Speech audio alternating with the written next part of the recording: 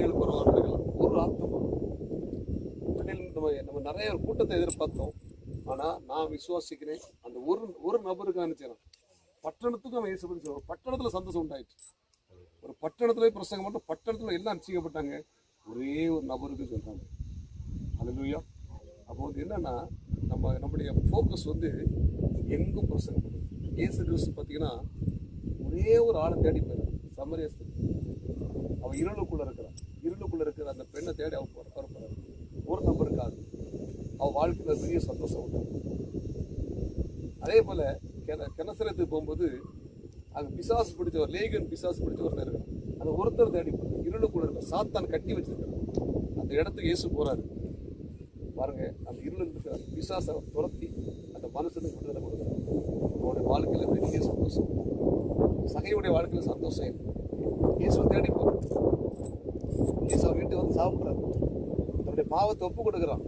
அவன் வீட்டுல பெரிய சந்தோஷம் உண்டாகும். இன்றைக்கு இந்த வீட்டுக்கு பெரிய சந்தோஷம் உண்டாகும். அப்போ நம்ம போட்ட எஃபர்ட் வீண் போகல. ஆமென் ஆமென். போட்ட பணங்கள், நமக்கு சப்போர்ட் பண்ணக்கூடிய சப்போர்ட்டுகள், நம்ம உழைச்சி வேலை பார்த்துருக்கிறோம்.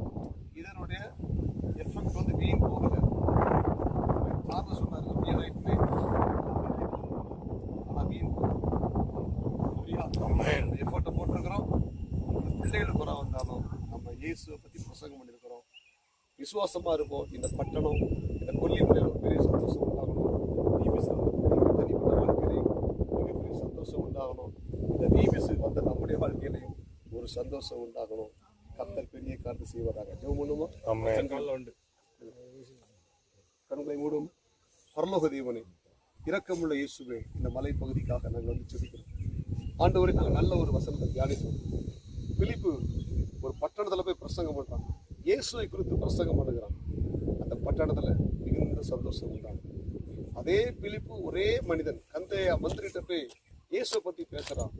அந்த மனுஷனுக்குள்ள சந்தோஷம் உண்டானது. அந்த ஒரே நாங்கள் பட்டணத்துல இயேசுவை பத்தி பேசும்போது சந்தோஷம் உண்டானது போல, தனிப்பட்ட மக்களுக்கும் இயேசுவை பத்தி பேசும்போது அவங்க வாழ்க்கையில மிகப்பெரிய சந்தோஷம் உண்டாகும். விசேஷமாக இந்த பள்ளிகளை வந்த சாப்பிட குடும்பத்தை ஆஸ்வதிக்கிறோம். ரெட்டோ குடும்பத்தை ஆஸ்வதிக்கிறோம். ஸ்டாலின் குடும்பத்தை ஆஸ்வதிக்கிறோம். திருமுறை குடும்பத்தை ஆஸ்வதிக்கிறோம். தம்பி சார்லஸ் குடும்பத்தை ஆஸ்வதிக்கிறோம். அவரோட கூட வந்த குடும்பத்தை ஆஸ்வதிக்கிறோம்.